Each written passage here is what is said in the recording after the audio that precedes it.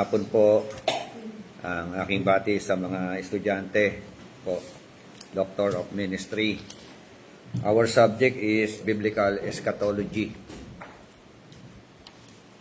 So, dito na po tayo sa page 107 ng ating pong mga manual. Chapter 9 ng Book of Revelation, yung ating pong tinatalakay. Natalakay na po natin yung unang bahagi. Chapter 9, verse 1 to 11, ano po? At ngayon po, from chapter 9, verse 12, hanggang 17, ito po yung pag-ihip ng ika-anim na trumpeta. So, tayo po muna ay manalangin. Sige, Bishop Al, ikaw po magbukas ng prayer. Ng Diyos na makapangyarihan sa lahat. Kami po'y lubusan nagpapasalamat sa kanilang pagkakataon na ang mga salita mo, O Diyos, ay aming makapakinggan. Sa oras na ito, Lord, we humble ourselves before you, O God. Hallelujah, binubuksan namin ang aming puso at ang aming kaisipan. At hayaan lumaloy ang kapangyarihan ng banal mong Espiritu, O Diyos. Ama, mangusap ka sa amin ng may katinuhan, hallelujah, at kapayapaan kung maunawaan namin ang mga salita ng ipapahayag mo sa amin kalagitnaan. Lord, nananabig kami matutunan. Because the more we learn from you, Lord, the more we know you, God. Lord, bless every one of us, especially our instructor for today. Please share this is Lord. Bless every one of us. In Jesus' name we pray. Amen. Amen. So, open our Bible in the book of Revelation, chapter 9, from verse 12 hanggang sumusunod na mga talata. Book of Revelation. Pakibasa nga. Pastor Pedrick, ikaw ang unang talata. Verse 12 po. Yes. Verse 12. Nakaraan na ang unang lagim, dalawa pang lagim ang darating. Verse 13, Pastor Arnold. Then the sixth angel sounded, and I heard a voice from the four horns of the golden altar, which is before God. 14. 13. Na nagsasabi sa kanyang anghel na may pakakalagan mong apat ng anghel na nagagako sa nangiinog ng Euphrates.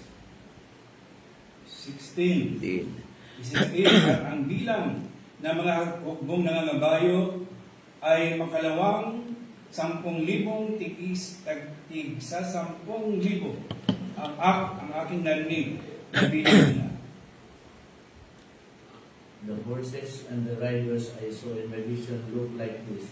Their breastplate were fiery red, dark blue, and yellow as sulfur. The head of the horses resembled the head of the lions, and out of their mouth came fire, smoke, and sulfur. Anong verse po ito? Verse 18 po. 18 na po. Ang ikatlong bahagi ng sangkatauhan ay pinatay ng tatlong salot na ito, ang apoy, usok at asufre na nagmula sa bibig ng mga kabayo. 19, sapagkat ang kapangyarihan ng mga kabayo ay nasa kanilang mga bibig at mga buntot. Ang kanilang mga buntot ay parang ahas na may ulo na siyang ginagamit nila sa pananakit ng tao.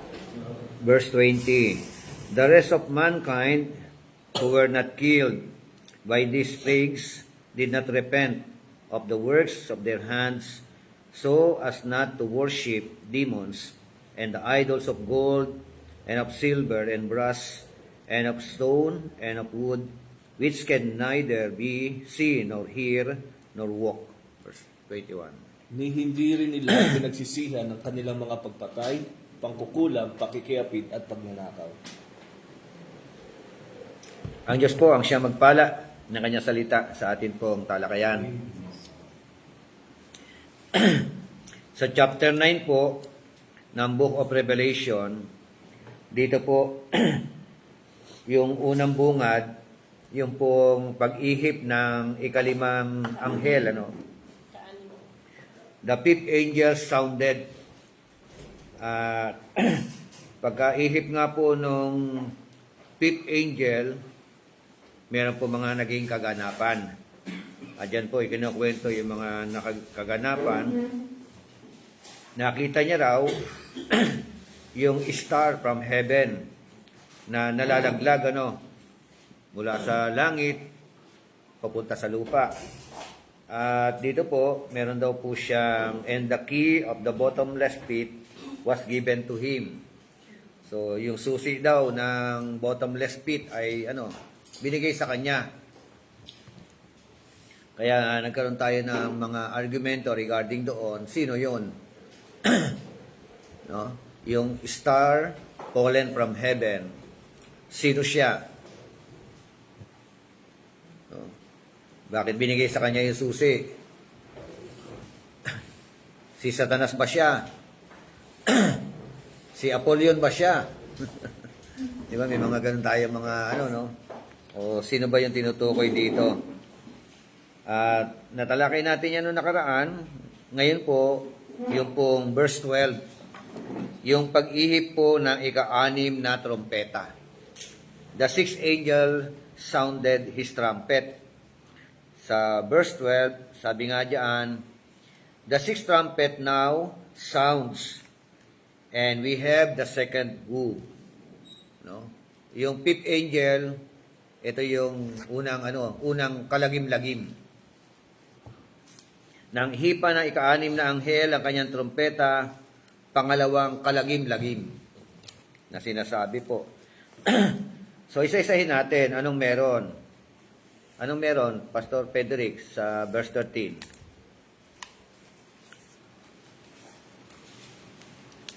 Sabi na hinipan ng ika-6 na anghel ang kanyang trompeta at nakarinig ako ng tinig mula sa mga sulok ng gintong dambana na nasa harapan ng Diyos. Okay, so meron daw siyang narinig. Anong narinig? Voice. No? Tinig. Mula sa sulok, No, saan galing ang tinig? sa sulok ng gintong dambana. So, ito daw po ay galing sa 4 horns. Sungay. 4 na sungay. Dambana. Galing sa 4 na sungay na tinatawag na golden altar. Na saan yung nakalagay ang 4 na sungay ng golden altar? Harapan. Harapan ng Diyos, before God. So, ito po yung yung siyang kwento, no. Sa verse 14, anong sumunod na senaryo? Pastor Arnold, ano po Release sumunod? the 4 angels. And pinakawalan ang 4 na anghel na nakatali sa ilog Euphrates. So, merong merong releasing Ano to, release, pinalaya? Ano yan, nakakulong ba ito? Ang sabi dito, nakatali. Nakatali Who dati. are bound at the great river. Great River Euphrates, Euphrates, ibig sabihin na dyan saan? Ano yan, good angel o bad angel? Bad angel yata to. Paano bad? Bakit bad? Nagapos eh. Nakagapos. Kanila Meron bang good na nagagapos? Wala, siyempre. So, isa sa implikasyon na ito ay bad angel Dahil nakagapos. dahil nakagapos. Pero meron bang malinaw na sinabi na yan nga ay bad? Basta naging pamantayan lang, nakagapos, Okay, sabi rin, One saying to the sixth angel who had the trumpet, sabi meron daw nagsalita Kanino sinabi?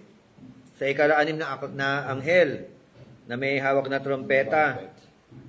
Na ang sabi roon, release the 4 angels.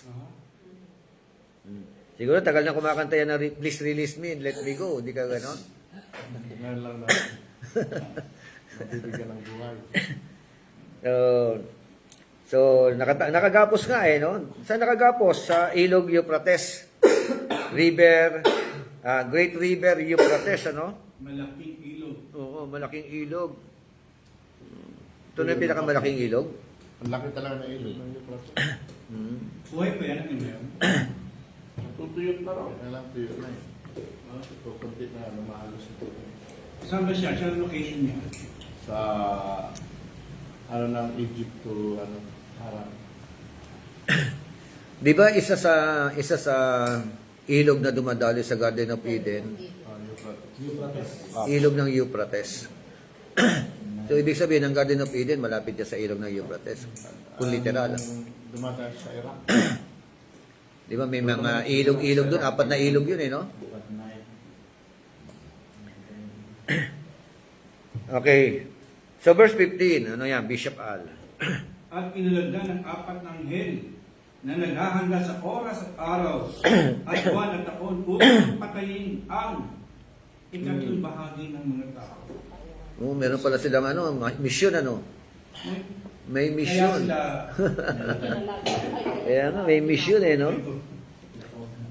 Sabi ng verse 15 and the 4 angels who had been prepared for the hour and the day and the month and year. Sabi ng verse 15, were released. Nakahanda na. Meron talagang takdang panahon. At ang purpose nila, so that they would kill a third of mankind. Diba? Grabe yan, Third of mankind, 1/3. So, matitira na 2/3. So, kung literal na ito mga pinag-usapan natin. So, verse 16. The number of the mounted troops was 200 million. I heard their number. I heard the number of them. billion ba? The number, di ba? Ano raw meron dyan? 200 milyon. 200 million. Grabe. Kaninong army yan? Kaninong army? Yung 200 million. Walang binanggit Hindi ba army ng 4 angels yan? Hindi nang binanggit, basta merong Baka ang 4 angels lang ang leader. Maring leader yan Maring silang leader di ba? Hindi kaya si yan? Leader ng China, leader ng Ang China Russia, ang North Korea. pinaka-possible sa number na ito. Di ba? Kasi sino ba merong ganyang karaming kawal? China, 200 million meron kawal So the number of the armies of the horsemen, may armies of the horsemen was 200 million, and I heard the number of them. Verse 17. Pastor Ed. 17. Okay. At ganito, kung nakita ang mga kabayo sa pangitain, ang mga nakasakay ay may mga baluting gaya ng apoy, ng hasinto at ng asupre, at ang mga ulo ng mga kabayo ay gaya ng mga ulo ng mga leon, at sa kanilang mga bibig ay lumalabas ang apoy, usok at asupre. So, nakakatakot yung itsura, So, ano yung nakita niya sa pangitain? Mga horses, mga kabayo. At siyempre, meron nakasakay sa kabayo. At inilarawan diyan, nakasakay daw sa kabayo. Tapos, yung mga rider, merong baluti. Anong itsura ng baluti nila? Sabi, the color of fire and of jacinto, hyacinth and brimstone, and heads of the horses are like the heads of lions. Yung ulo raw ng mga kabayo ay katulad ng ulo ng mga leon. Yung kabayo yun. At sabi ron, and out of their mouths proceed fire and smoke and brimstone. So, meron pong lumalabas sa kanilang mga bibig. Ano yun? Apoy. Ano pa? Usok. Mga asupre. So, nakakatakot tong mga senaryo na ito, Sa verse 18. Ang ikatlong bahagi ng sangkatauhan ay pinatay ng 3 salot na ito, ang apoy, usok, at asupre na nagmula sa bibig ng mga kabayo. So, third of mankind was killed. Nino, sino pumatay? Kabayo. Mula sa plagues. Mga sabi. Siguro, ano kaya yun, ano? Yung mga lumalabas ng mga labi. Siguro, Apoy. ano na yun eh, yung atomic bomb na siguro, mga hydrogen bomb na yan, ano? Pwede, no? Kung, Malilit na rocket. kung future, Kasi kung nung 70 AD, wala pang atomic bomb. Wala pang hydrogen bomb. Mga kabayo talaga. Literal talaga na na mga kabayo. Wala pang maril. Oo, mga ano lang ano. Yung lumalabas niya pagka ilan na apoy. Mm. At ang saksak niya, super. Di ba nung panahon nga ng mga Hapon, bayoneta yung kanilang tsaka, di ba? Doon, pati yung baril nila ano yung baril nila? Di ba? Hindi pa high-tech, kumbaga. O kasi, dalawa ang sipat nung pinag-usapan natin. Pag preterism ka, it happened nung 70 AD. Di ba? Yun ang kanilang interpretation. Pag futurist ka, ito yung mangyayari future. So, yun po yung pag ang preterism naman kasi, Bishop, ay ina-assume nila na lahat ng mga nakalagay dito nangyari na noong panahon na sinusulat ito. Kumbaga, Panahon na sinusulat. in their generation, parati, ba? Pagka iisipin natin na ito'y future, by the time, during the time of this writing, sabihin na natin 68 AD, 96 AD, ito sinulat, at yung 1970, futurism yun. Yung 1970, which is earlier nga lang sa time natin. Futurism, hindi na siya mapakonsider na preterism kasi ang idea ng preterism, nagganap na ito before, during, in their generation, in that time. So, lahat ng nagganap after 200 BC, 200 AD, hanggang itong 19th century, 20th century, ay futuristic event na ito in reference to the writer's perspective. Tama. So, kung hindi ito nangyari sa panahon nila na merong ganitong event na mai-relate natin sa description ng vision, sa makatuwing futuristic talaga ito. So, ito yung mga symbolism ng mga kasalukuyang modern military power. yes, kung ano yan. Kung kung futurism. Oo. Ngayon, may na-invento na yung yung Sir, laser. launch na ng Israel. Pahigit ng pahigit talaga, no? Di ba yung kwento nga yung pagkakapatay kay Osama bin Laden, hindi, di ba nagtago sa ilalim yun Pero mayroong drone na pumasok sa loob Tapos yun na rin ang tumira sa kanya Ganyan ka-high-tech yung yung... Hindi pa ma-imagine ito na ito during the time of the writing. Pero wala yan, ganyang Pero kung during that time, no, may usok, may apoy na lumalabas sa bibig ng mga ng kabayo. kabayo. Kung literal on that Oo. time. Mga tank yan. Ha? Baka mga tank. Baril, tangke. Mga grenade launcher. Kasi may lumalabas ng mga apoy. Di ba? Yung tangke, kanina pa lang ang tangke. Nung sinabi, di ba, nung nakawala sila, ang kanilang pinatay, 1/3 of mankind. So, kung 1/3 of mankind, so, kasi kinukonsider natin yung dalawang view, no? Kung bagsabi Futurist sa at saka- 100, 70 na lang matitira. Hmm. Sa 100%, 70 na lang matitira. 1/3 1/3. Ibig sabihin, tatlong hati. Tatlong hati siya. Mhm.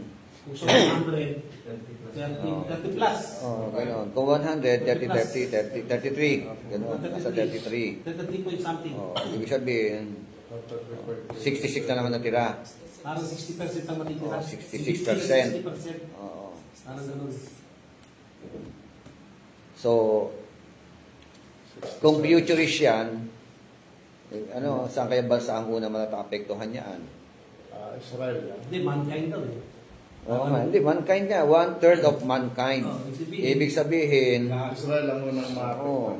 Kasi ang Pagkalaman eh. Hindi lang nandun yun, yung kung ano naman, kung preterist naman, kung 1/3, ang daming namatay sa kanila during the time ng 70-80. Possible. 1/3 of their, di ba? Population. So, saan dyan? Depende sa dalawang view. No? Hindi Bishop kasi ano eh. Hmm. Ang sabi dito eh, may unang pagkaba sa sabi niya, ang unang pagkabay nakalipas na at ang ikalawang pagkabay darating. So may dalawang pagkabay din Una na, natapos na. Fifth angel, bottomless pit, lumabas yung fallen star. Kasi yung sabi niya, parang future na to. Kung naganap sa panahon nila yung pagka-rise ng bottomless pit whatsoever, sabihin, future ito. So yung bottomless pit kung nangyari sa kanila. Yung maya, ayun na. So lalabas ito, itong chapter 9 na to, yung chapter 12 pa ba, future na to. Kasi nakarano ng pagkabay, ganoon din eh, may mga digmaan din doon eh. Ibig sabihin, kung inilaglag na si Satanas sa bottomless pit, after that, nakakulong na siya. Dapat. Nilaglag na eh. Diba? Dapat Yung sa chapter 9, verse 1 to 11. Dapat di siya tinuli na siya doon. Kung nalaglag na siya, Aha. bakit merong 4 angels na? Di ba kasama rin dapat itong nalaglag? O ano? Pati mga kampo niya, di ba? Samang lag. Bakit? Sabi ron, naka-bounce sila sa Ilog Euphrates. Hindi ka symbolical na naman. Parang kasama sa mga nalaglag na bounded. So, meron time siguro na Hindi siya kasi, sabi nga ng Biblia, sa Jude, ang mga lumabag sa unang stage nila, tinulong sa iba, nakakulong sa Tartarus, sabi ng Hades din. Diba? Pinanikalaan eh. Hanggang sa araw ng pag-uupo. Sige, tuloy muna natin ito. Back to our manual. Sabi ron, 4 angels bound at the Euphrates River are loose. Anong purpose? To execute God's vengeance. They spread over the land with a vast number of horsemen. Yun, pangalat sila, no? At merong, binanggit dito, may number, na mga kawal. Ilang milyon? Not just only 2 million, no? 200 million. Yeso kasi Bishop, ano eh. Sobrang dami nun, ano? So, ang naging resulta, 1/3 of people are destroyed. But there's still no repentance. No? Yun ang nakakalungkot doon, Wala pa ring repentance na tinatawag. So, they must expect the final woo. Sana, pray natin yung ating mga mga nasa gobyerno na magkaroon na ng repentance, Parang merong yung di ba yung mga history repeat itself. Ang bansang Pilipinas galing sa mga dilubyo. Dilubyo ng pagputok ng bulkan, dilubyo ng bagyo, dilubyo ng lindol. Di ba? At ako'y naniniwala nung bumaha dito sa sa Luzon, sa Metro Manila lalo na. Kumbaga sa inilantad ng Panginoon Gumalaw ang Diyos doon. Kasi mga flood control, nalaman nila na, di ba, malalabnaw ang kapagkakasimento, kulang ng mga materyales, Na-control. hindi pa, control pa nila yung mga pagpapagawa. So, Na-control nila. hanggang ngayon, talagang, ang usapan, di ba, Trillion March tayo eh, no? Kagabi, sumama kami sa Trillion March. 2 trillion. Oo, kasi trillion na nanakaw nila. Trillion na ninakaw nila, kaya Trillion March yung, yung naging usapan. Ito ay laban sa korupsyon. Kaya para sa akin, Kaya, hindi justice yung itulong sila. Hindi lang just. Hindi justice sa kanila. Sa akin yan. Kailangan patayin sila pag natulungan. Patayan, Dapat ang gawin dyan, death penalty. hindi dapat ang gawin dyan, bawat Pilipino, hindi, para sa akin, dapat tayo ano. sa plaza, Pilipino na matay ilagay sa plaza, Yun nga. tapos tusukin ng ano, kakayo isa-isa, ibabaw sa katawan. Laman ito kahayo. Pag Pilipino naman pipila ka, Dapat makulong at saka isoli nila. Lahat ng taxpayer dapat. ay hindi sila mamatay. Lahat ng Pilipino palibata. Hindi. Kaya pagka kinulong yan, pag nagpalit ang presidente, After 10 years, kawala na naman yan. Not guilty na naman yan. Mapapalayaw na. Sina Paules ba Hindi justice yan. Sina Paules ba na not guilty na? Kaya kailangan isoli nila. Ibalik nila ang kanilang ninakaw. Siya, ibalik na nakalo rin yun, ng iba. Ha? Sorry mo, nakalo dito kasunod. Pinalaya ni Bongbong. Napalaya na ba si Napoles? Ay, hindi. Si Dilima nga. Si Dati nag-usap. Si Napoles. Sila po Napoles, nakakulong pa. Maliit lang yung barya ng palengke na Paules. Bagay lang 10 yun. billion lang sa Oh, so, kanila. anong gagawin nila? Ito pala, trillion ang pinag-uusapan, kaya Trillion March eh. Kaya nga blood control Yung bahan ng pera. So, ang nakakalungkot dito, yun nga, naapektuhan na nga yung 1/3, na-destroy na nga, Wala pa. pero walang repentance. Di ba? Yun ang kailangan magkaroon ng tinatawag na repentance. At dahil nga walang repentance, ang sangkatauhan, merong susunod na kalagim-lagim. No? Panibagong kalagim-lagim. Kaya, Ang problema sa kanila. Ang kalagim-lagim na nagaganap sa mga maliit. Yung mga magnanakaw, Hayahay. kaya ay parang oo, yun. Wala nga repentance. Di ba? Kasi kung may repentance yan, Kailangan Dami po na nagsabi na hindi na dun sa kanila. Pwede sa tubig, pwede sa lupa. okay. Sabi po, next page, 108, ang sabi roon, the voice comes from the altar. So, meron daw pong, meron boses, tinig, sa verse 13, galing sa altar. So, ang altar, it is a place where the prayers of the saints are offered. Tama naman, di ba? So, diyan daw po yung lugar na kung saan ang panalangin ng mga matuwid ay binibigkas o ini-offer o iniaalay. So ano raw po yung prayer na yon? Anong klaseng prayer yon? ng mga saints na yon sa verse 13. Bago, o parusahan, yung mga nagkakaroon. Before God, Innovation. Yung prayer na yun, nasa Revelation chapter 6 verse 10. At sila'y sumisigil ng tinig na malakas. Sabi hanggang kailan kayo ng mananato, hindi mo hatulan. Ha?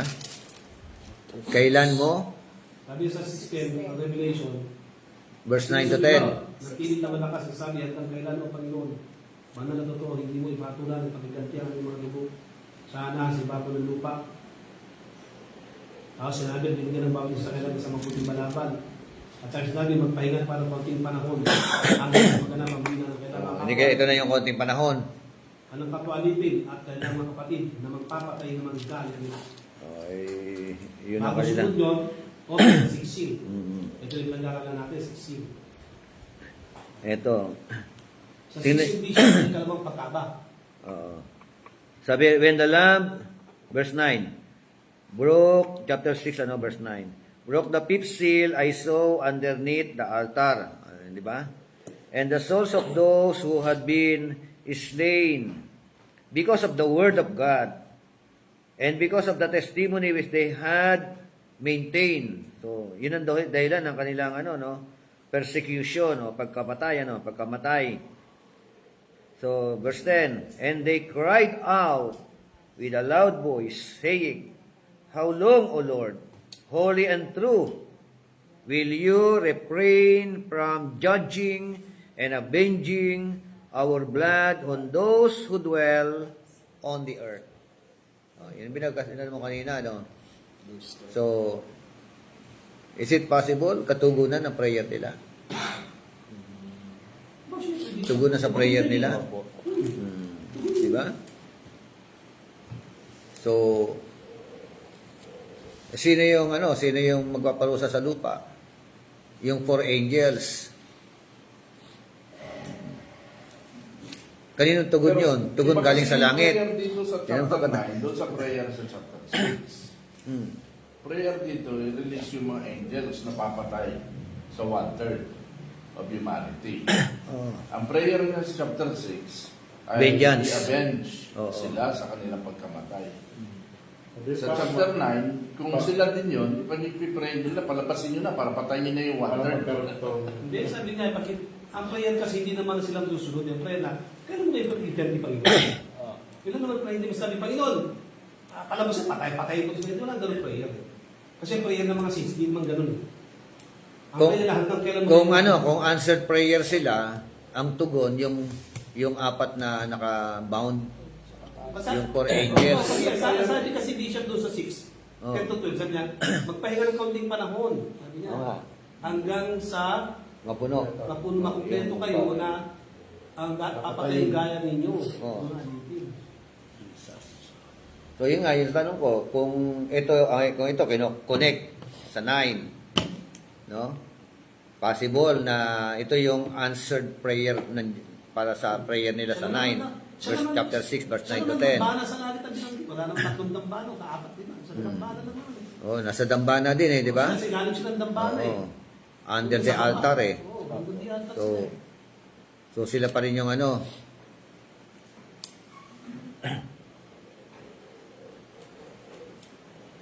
So sabi sa manual natin, they desire the loosing of the 4 angels. Ayun nga. Oh. It's in a response to their prayers that it happens. Response sa kanilang prayer. So yun pala yung tugon, yung 4 na nilalang na ito. Ano ibig sabihin? Porque yung bounded, ibig sabihin ba nakatali o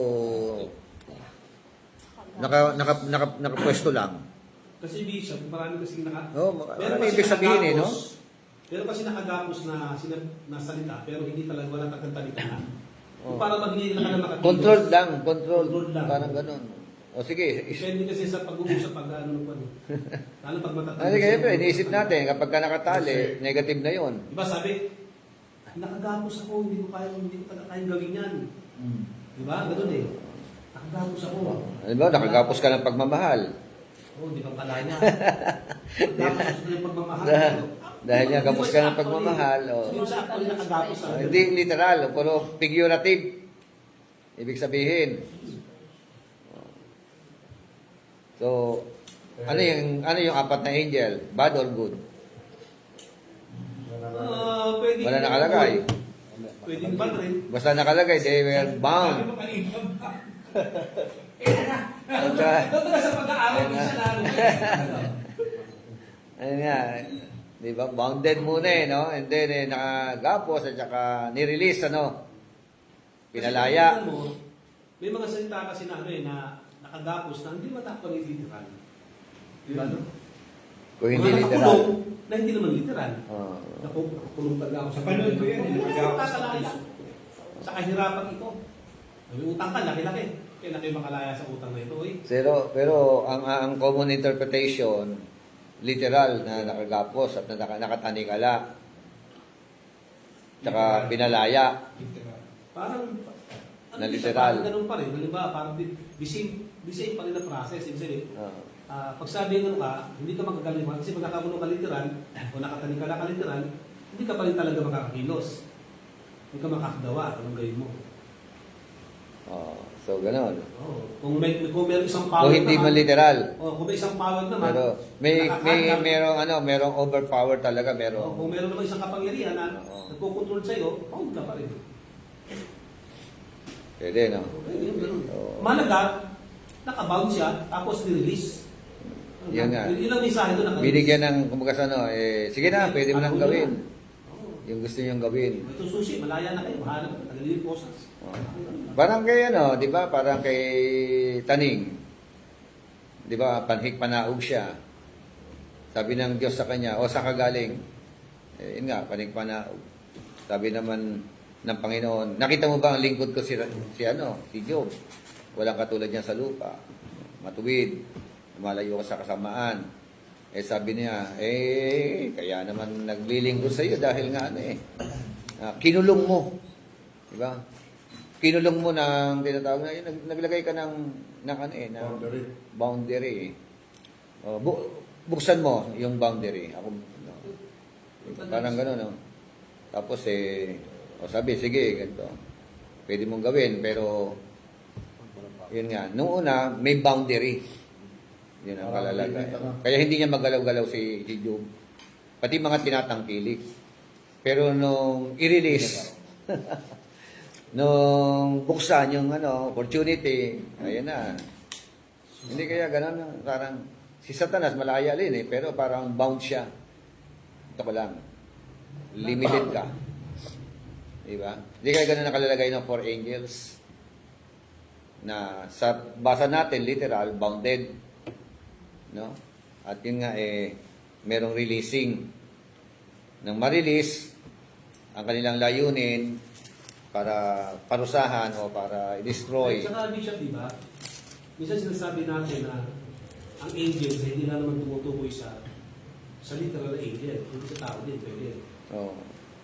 Kasi kung papasinin mo, meron pa sinabi ro na 4 anghel na pumipigil sa sa 4 na sulok ng langit o pag umipong malakas na hangin. Ito 4 dito. Apat-apat din, Pwede kasi tao to. Anong connection naman? Pwede tao to na parang sa war. Alam ko kasi meron the big four The big four ang sinasabi nila. Hindi ko na matandaan yan. Sabi yan, So, the big four check yung tuloy natin. Sabi nga, they were bound by God's decree. No? Meaning to say, unable to move until He allowed. Yun pala. Unable to move until He allowed. So, this warlike host can do nothing. But, what they are foreordained to do by God. No? Yung warlike host, wala, kumbaga sa wala siyang, hindi niya pa kayang gawin yung kanyang dapat gawin. Unless na merong permissive or permission from the Lord. Tama ba? So, sa verse 14, basa nga ulit ang verse 14 ng Revelation. Sabi sa kanin ng anghel na may pakaka, kalagan mo ang 4 anghel na kagapos sa malaking ilog ng Euphrates. Yun ang sabi, kalagan mo yung 4 na anghel na nakagapos sa malaking ilog ng ilog Euphrates. So, according to Reverend J. Stuart Russell. Sino to? Hindi ba ito yung J. Stuart Russell? Sino siya? Jehovah's Witness? Di ba mga Russell yung ron? Thanks, Russell. Ano niya kaya ito? Sige natin. Sabi niya, It is in these crucial instances which defy the dexterity of the most cunning hand to pick the lock, no, that we prove the power of our master key. No. Let us fix first upon that which seems most literal in the vision. The great river Euphrates, that at least can scarcely be symbolical. There are said to be 4 angels bound not in the river, but at or on the river. Not in the river, but at or on the river. So, ibig sabihin hindi sa ilalim ng ilog. O, baka naman nasa paligid lang. O, di ba? Nasa tabi-tabi lang ng ilog Euphrates, ano? Parang gano'n, ano? So, the loosing of these 4 angels sets free a vast horde of armed horsemen. Yung pagkakawala nila, no? Pagkakalaya nila. Ito yung pagkakataon naman na yun nga lumabas yung armed horsemen with a strange and unnatural characteristic described in the vision. Bakit unnatural? Kasi nga yung ulo raw, ulo ng kamukha ng leon. Yung bibig daw, meron daw apoy. Di ba? Meron pang buntot yan, di ba? May buntot pa, di ba? So, what is the real and actual that we may gather out his highly wrought imagery? How is it that these horsemen come from the region of Euphrates? No. Bakit nga, no? Bakit doon galing? Kung sakasakali, no? How is it that the 4 angels are bound on the river? Oh, yun ang mga tanong natin. Oh. Paano? Bakit nga yung angels ay nakatanikala? Now, it will be remembered that the locust invasion came from the abyss of hell. No, sa chapter 9 ng Book of Revelation natin, Di ba nung buksan ang bottomless pit? Meron daw lumabas na mga usok muna sa hurne, no? Tapos yung mga locust came from the bottomless pit ng i-open. Di ba? So, yun yung ating pinag-aralan nakaraan. Now, it will be remembered, no, that the locust invasion came from the abyss of hell. This invading army comes from the Euphrates. This fact serves to unriddle the mystery. Ito yung katotohanan, hindi na mapapasubalian.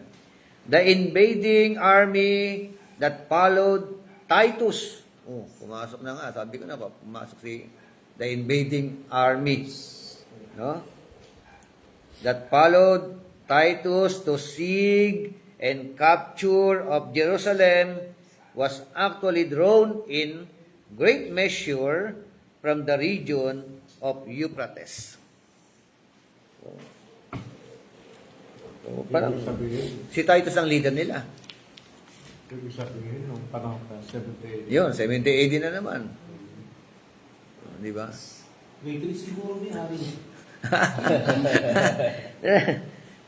So, that river, kasi meron literal place Euphrates Di ba?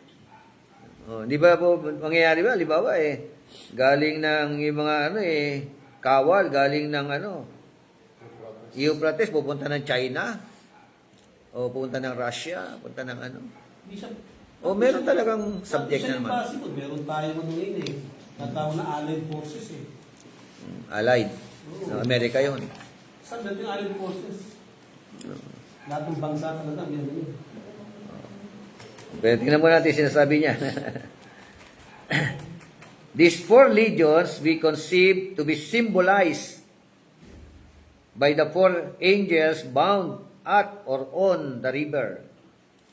The loosing of the angels is equivalent to the mobilizing of the legions. Yun daw, yung pagkakawala, no? Siyempre, hindi mapakakawala na walang purpose. Mobilizing the legions. And we cannot but think the symbol as poetical, as it is historically truthful. But it will be said, Roman legions did not consist of cavalry, true, but we know that along with the legionaries from the Euphrates, there came to the Jewish war auxiliary forces drawn from the very same region. So, Antiochus of Commagene, who, as Tacitus tells us, was the richest of all the kings who submitted to the authority of Rome, sent a contingent to the war. His dominions were on the Euphrates. Sino yon? Tacitus, no? Si Antiochus of yung kanyang dominion daw were on the Euphrates. So Sohemus also, another powerful king whose territories were in the same region, sent a force to cooperate with the Roman army under Titus. Nag-join force pala sila. Ayon sa history, no? Si Antiochus. Di ba si Antiochus to? Antiochus Epiphanes o Antiochus Epiphanes? Di ba? So, ito po. Kasi pag sinabing Antiochus Epiphanes, dating Antiochus Epiphanes, pinalitan niya pangalan. No? Ang ibig sabihin ng Antiochus Epiphanes, the madman. Kasi masamang tao talaga ito. Si Antiochus na ito. So, kung mag-joint force nga po under Titus, yun na yung nangyari. Now, the troops of these Oriental kings were like their Parthian neighbors. Parthian. Most likely, or most cavalry, and it is altogether consistent with the nature of allegorical or symbolical representation that in such a book as the Apocalypse disperse foreign hordes of barbarian horsemen should assume the appearance presented in the vision. Ngayon pala mga itsura, barbarian horsemen. Yun ang kanyang ibig sabihin, kasama pala ito sa tapos na. Interest. Diba? Verse 15. Sabi ng verse 15, the preparation, the time that God has foreordained. Paghahanda, at ito yung panahon na kung saan, yun na yung itinalaga ng Panginoon na po pwede maganap. So the word translated mankind in Greek, from which we get our term anthropology, it does not mean men or man in the masculine sense, but people of both genders, all walks of life, not just only lalaki o Here it does not refer to the whole of mankind, but to the people of Judea. Talaga yung kanyang yung kanyang depensa talaga po. Ba't naman?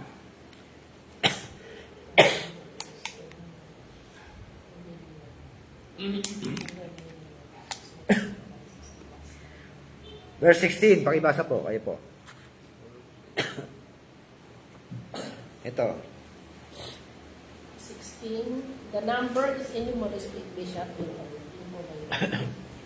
The number is innumerous, 200 million, which symbolizes a vast number with seemingly invincible power. 200 million, Sabi po ng Revelation chapter 9 verse 16. The number of the armies of the horsemen was 200 million.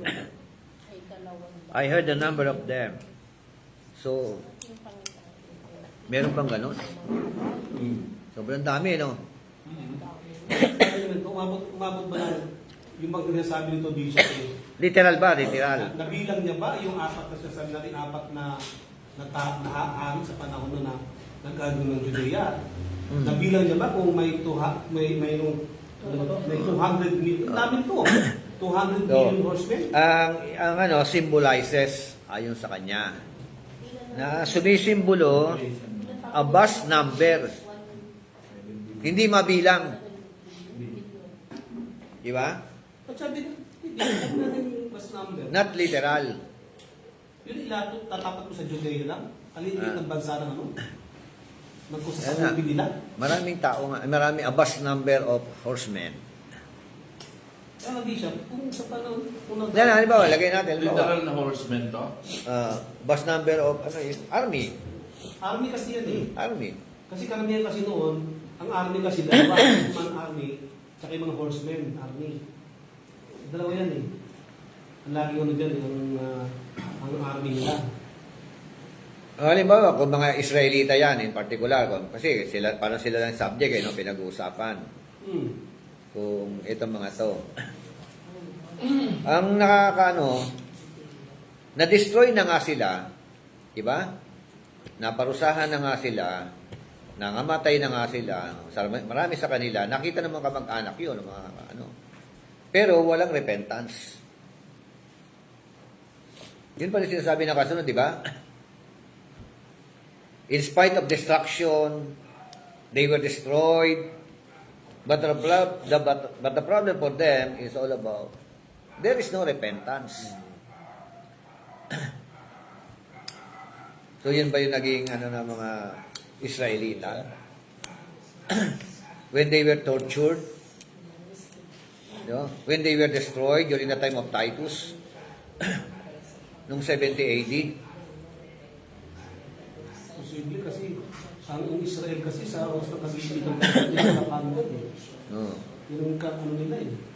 Sa kita na sila lang magbibigay kalabanan. Talagang ang pag-asa nila ang Diyos lang eh. So, may repentance doon pagkagano, kung gano'n pangyayari dito.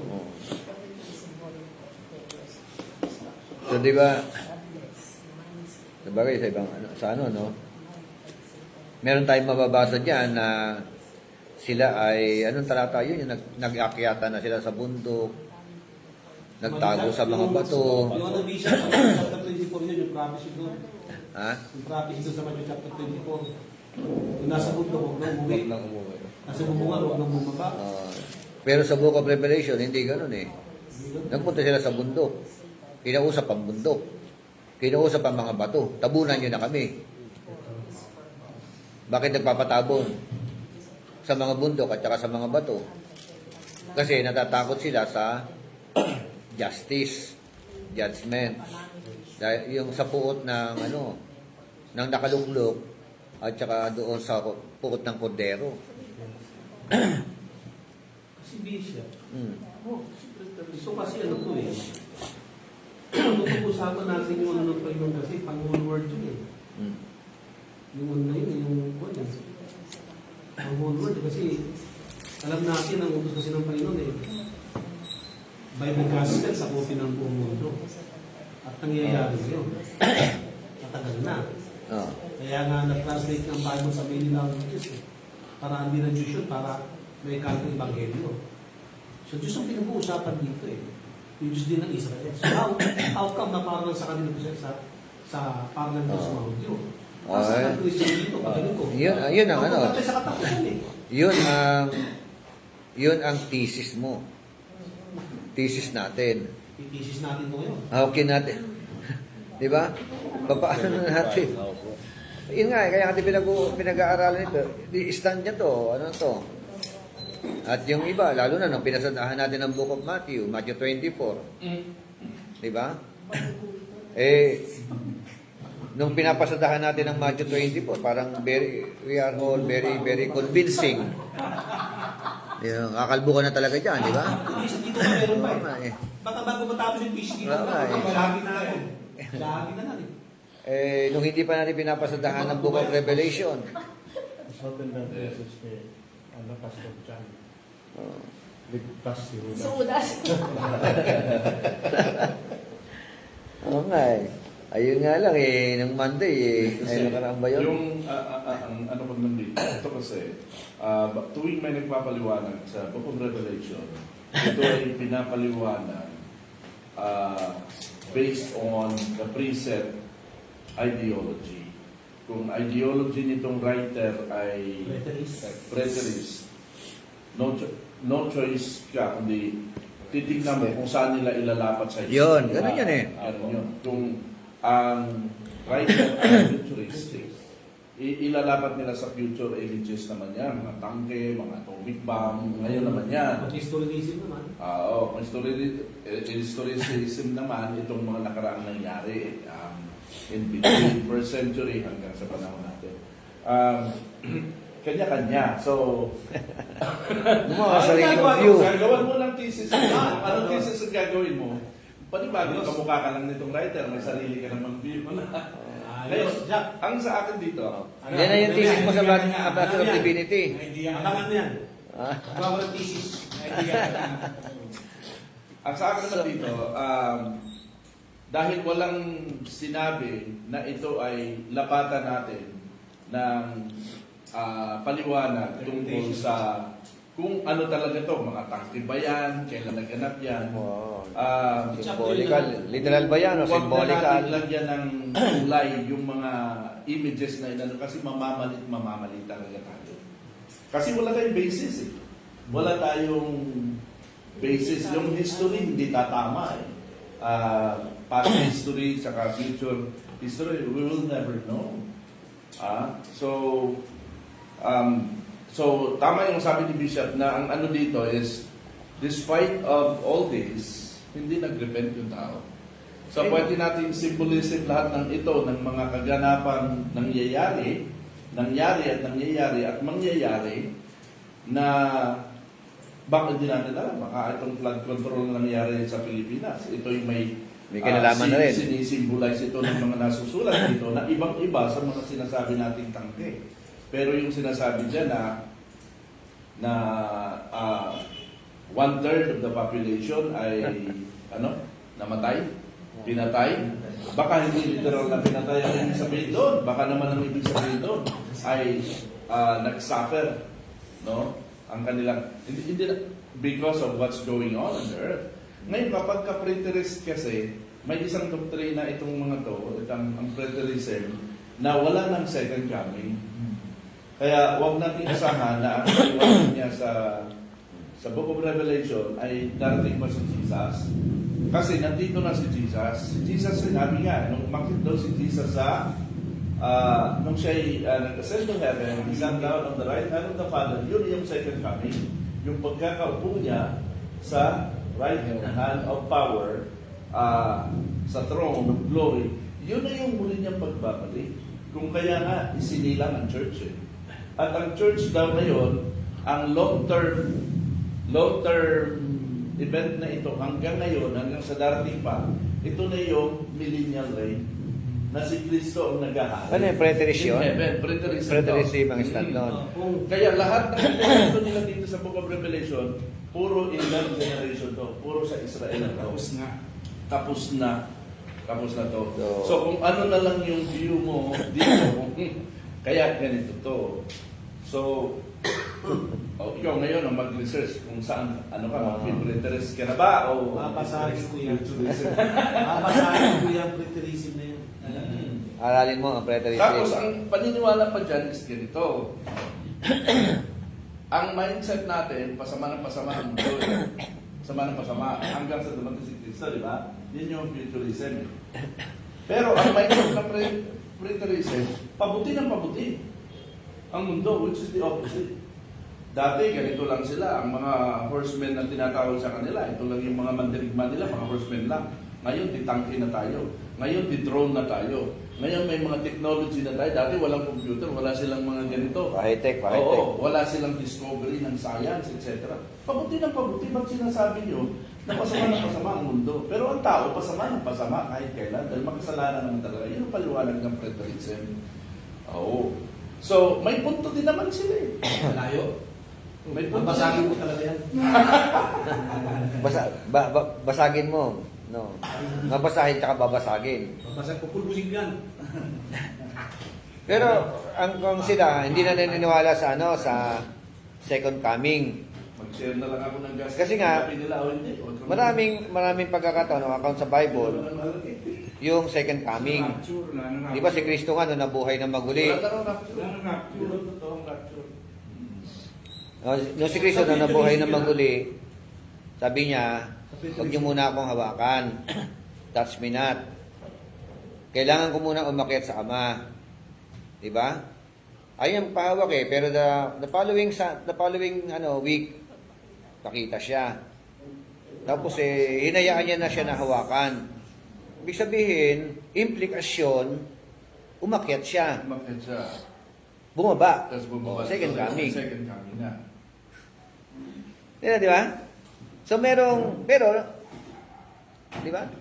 Hindi tayo yung second coming na termino, hindi 'yon ang pinaniwalaan natin. But we believe, ako personal, we believe yung another coming of our Lord Jesus Christ. There will be another. Not the second coming ang termino.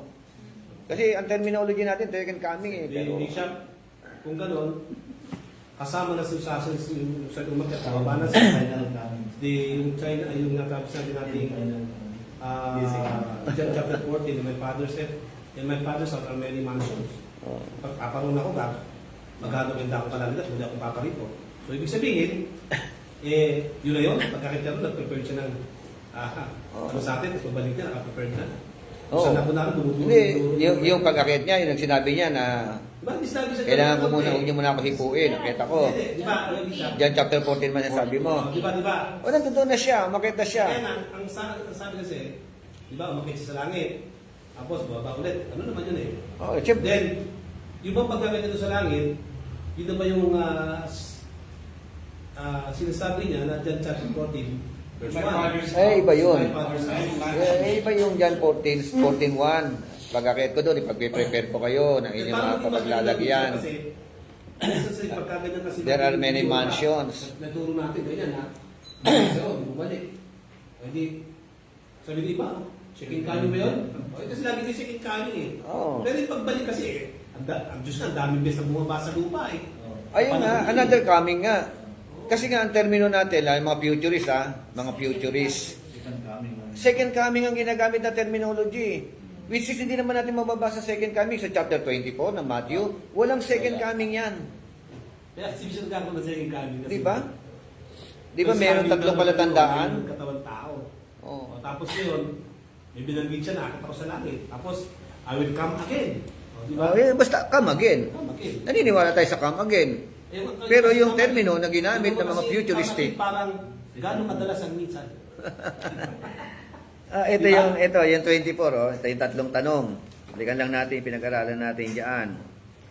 Sabi ng verse 3, as he was sitting on the Mount of Olives, the disciples came to him privately and saying to him, tell us, sabi ng mga disciples, when will these things happen? Meron isang subject. Kailan mangyayari mga bagay na ito? Pangalawa, what will be the sign of your coming? Walang second coming. Walang sinasabi na, what will be the sign of your second coming? The question is, what will be the sign of your coming? O, di ba? End of the age. Kaso dinagdagan natin is, what will be the sign of your second coming? Nag-preach tayo, the sign of the second coming. The second coming. Yan nakagad yung mga preaching, di ba? Mga title eh. Actually, si Kristo nga, sa lumang tipan, nandiyan din siya eh. Ilang beses siyang, di ba, merong merong pre-incarnation ng ating Panginoon Yesu Kristo. O, theophany. O, na ano. O, di yung sabihin, galing siya sa langit. O, bari siya. Kasi Bishop sa John chapter 14, kasi binanggit niya, 14. 14:3, if I go and I pray, Yun. prepare a place for you, I will come again. Again. Oh, I will come again. hindi sinasabing, bababa ako. Walang problema yan. Talagang bababa. Kasi I will come again, parang gano'ng kadalas ang minsan. Usual lang eh. Diba? Oo. Pag-akit ko, meron mo nang gagawin. Paghahanda ko kayo na inyong mga paglalagakan, may mansion doon, prepare kayong mansion. Sabi ron no? Pag na-prepare na, I will come again. Hindi sabing no? Pero yung salita na yun, ginagawa natin second coming. Pero yung sinasabi ron, I will come again. No problem with that. We believe on that, word of God. Sinasabi ng Panginoon yan. Pero hindi natin alam kung ilang come again na yan. Ito, meron pa dito. Sabi niya dito, and I will pray the Father, He shall give you another comforter. 17. In the spirit of truth. 18. I will not leave you comfortless. I will come to you.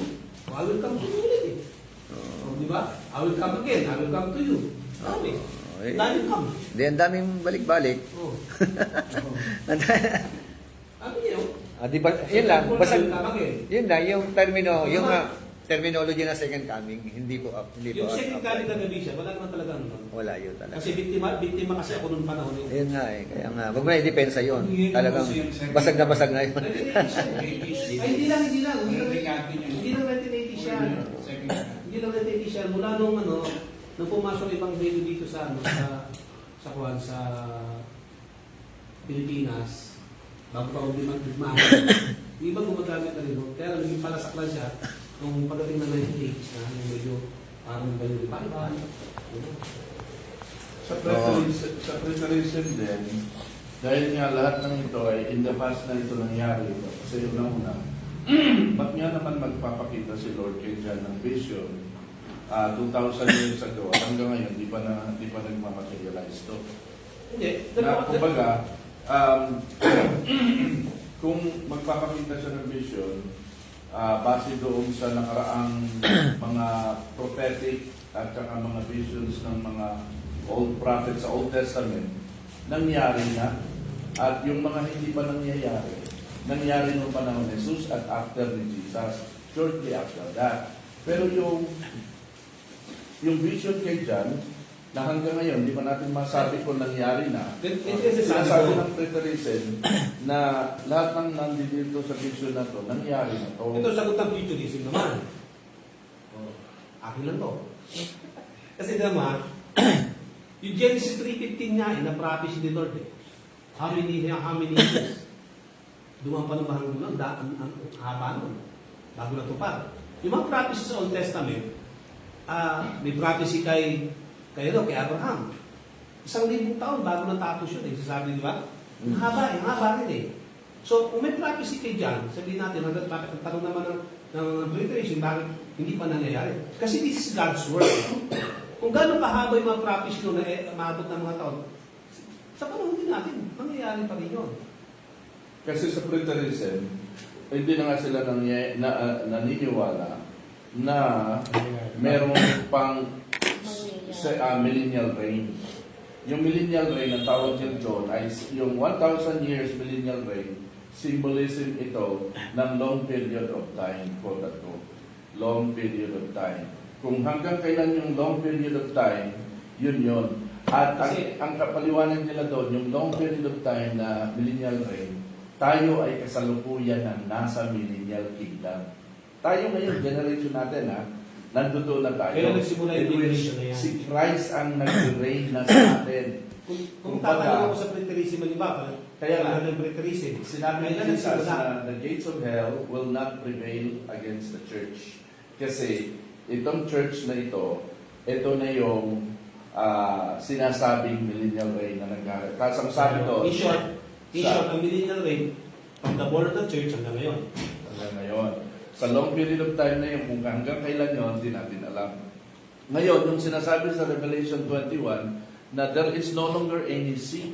Anong sabi doon? Na I saw a new 21 heaven, verse 4. a new earth, and there is no longer any sea.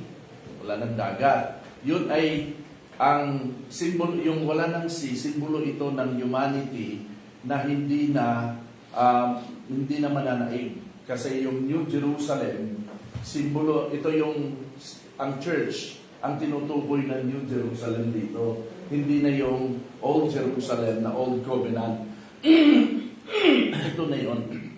Kumbaga, wala na tayo dapat daw ini-expect na rapture, wala ini-expect na 1,000 years, millennial reign, wala na. Ganon yun. Nandito Ibig na sabihin, nangyayari. wala na rin talaga yung the coming of our Wala Lord. na daw talaga yun. No? Para- Wala na para yung i-count up second together ang mga coming. ano. Oo. Yun yung preterism. Which is, Mamasagi ko. underdog ito ng futurism na naniniwala tayo ng pre-trib. Rapture, silent rapture, tapos merong actual rapture na bababa si Jesus Christ sa clouds. Lahat ng yun, mga symbolic lang daw yun. Pero tayo daw ngayon, as a church, tayo na yung New Jerusalem, ang church. At yung panahon ng existence ng church, ito na yung millennial kingdom, long period of time ang ibig sabihin noon. Preterist kapag gano'n. Babasagin ko. Okay, so Okay, tuloy tandaan ko natin. lang yung sinasabi ng writer. So, Nabasa ko na- maraming ang symbolical talaga kasi Revelation more on symbolic. Katulad nga, yung 200 million. So, hindi siya according to, to our manual, it is not literal. But it is symbolic. Symbolic ng alin? A vast number, no? O ng mga forces o ng mga kawal. Yun ang or invisible power. So, katulad sabi mo kanina, yung dagat, symbolic, not literal na dagat. It is a symbolic of humanity. Tama ba? So, verse 17. Everything is symbolic of ferocity and destruction. Oh, everything. Symbolic daw. When the results of godless, humanistic rule and the degeneration of life by satanic delusion bring no repentance. Wala talaga repentance. Then, the Lord sends a terrible judgment through the instrumentality of other nations. So, because of no repentance, what happened? May terrible judgment. Nagpadala daw ang Panginoon. Matinding hatol. Sino instrumento? Instrumento na ginamit yung mga taga-ibang bansa. In other words, this world power is seen as a thing of which Satan is the moving spirit. Yet God controls and uses it for His purpose. So, yun daw po, no? Yun daw world power na ito, para bagang kumakatawan talaga, no? Kay Satanas at saka sa mga masamang espiritu. Pero always remember that God is in control. Kumbaga sa allowable, inalaw niya? Binigyan niya ng permiso? O hinayaan niya lang? No? Hinayaan niya lang. Pwedeng ganun, So, it is a judgment of God upon the unrepentant land of Israel. Paghuhukom daw ng Panginoon, kanino? Sa mga Israelita na walang kaplano-plano mag-repent. No? And neither the calamities nor the judgment expressed by them produce the requisite repentance. Instead na mag-repent, Yun nga, sabi nga sa inyo kanina, instead na lumapit sa Panginoon, yun nga, may mga nagtatago na nga sila sa bundok, kinakausap pa ang bato. Kinakausap pa ang bundok, hindi ang Diyos. Di ba? Dapat manalangin humingi ng tawad, mag-repent. Patawad po, Panginoon, sisisi na po kami. Alam naman nila na mga Israelita na ang Diyos kapag nakita niyang humihingi ng tawad ang mga Israelita, nagpapakumbaba. Na puso, natitigatig ang puso ng Panginoon Subok na nila yun Subok na nila yun. Book of Judges, pabalik-balik lang sila. History repeat itself. Every time na may calamity, destroyed, everything, may mga problema. Lalapit sa Panginoon. Ang Diyos naman, magpapadala na naman ng hukom. Mag-guide sa kanila. So, pero sa time na ito, sa panahon na ito, wala talaga repentance. Kinakausap ang mundo, kinakausap ang mga bato, tabunan na ninyo kami.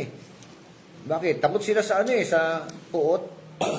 Diba? Sabi ng Bible. And so, we go on. The second part of the book which reveals the destiny of the church. Sabi nga, notice at this point the reference of the little book, Luke 12:32, whereas up to this point, it was the big book. Basta nga po, Luke 12:32. Anong meron dyan? Huwag kayong matakot, munting kawan, sapagkat ikinalulugod ng inyong Ama na ibigay sa inyo ang kaharian. Sabi ng 12:32, do not be afraid, little flock. Yan sabi dito. Bakit? For your Father was chosen gladly to give you the kingdom. Sino yung mga little flock na ito? So, yun po yung Kayamanang hindi mawawala.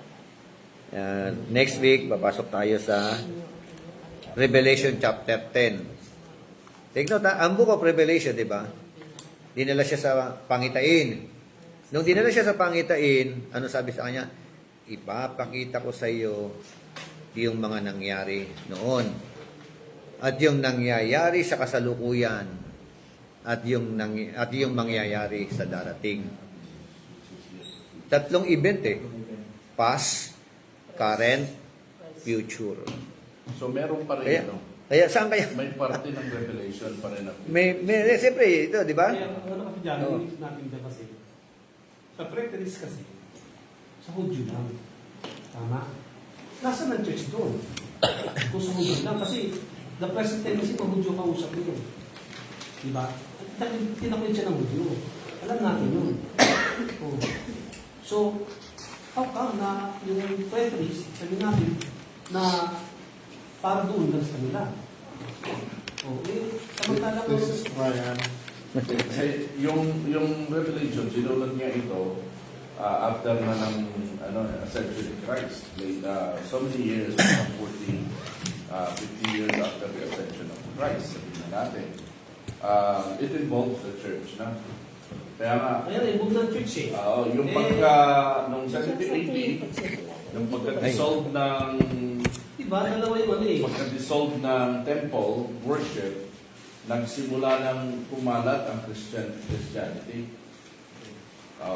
At doon napapasok yung history kung saan yung sinasabi doon na part ng Revelation na yun yung nahanap ko ngayon. Kung yung part ng Revelation na futuristic, Future. sasabi natin, nandun tayo, nandun tayo natin.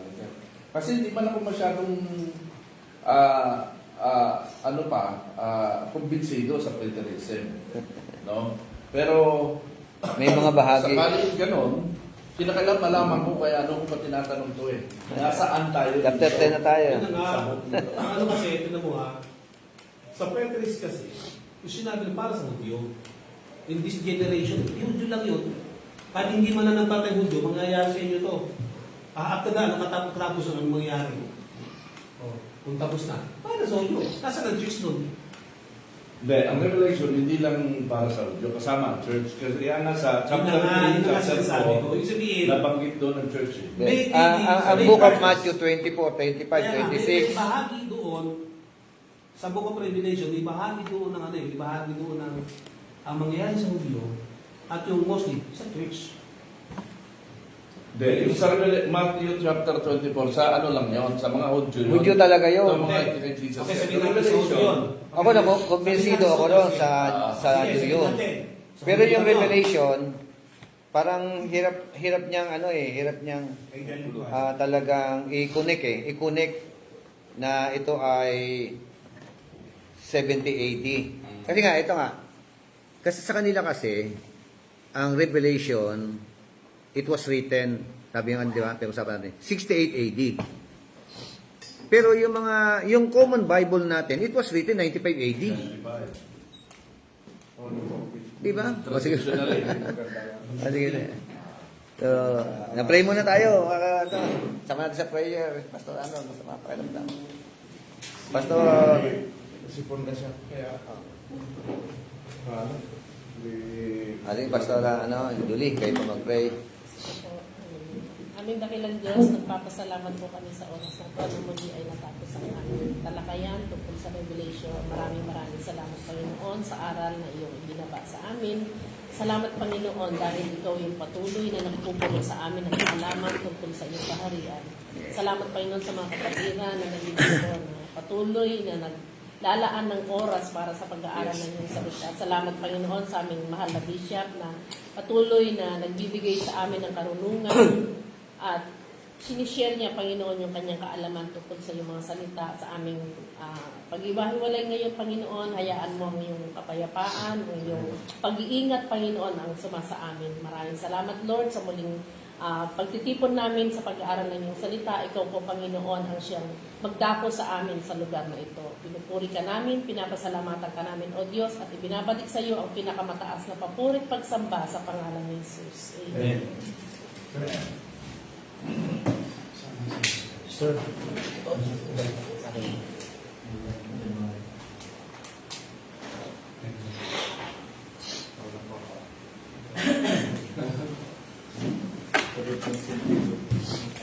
question, kailangan.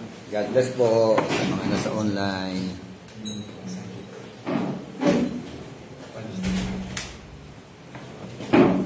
Saan nag-park? Kita. Doon na. Hindi nga. Nag-drive sa akin ngayon.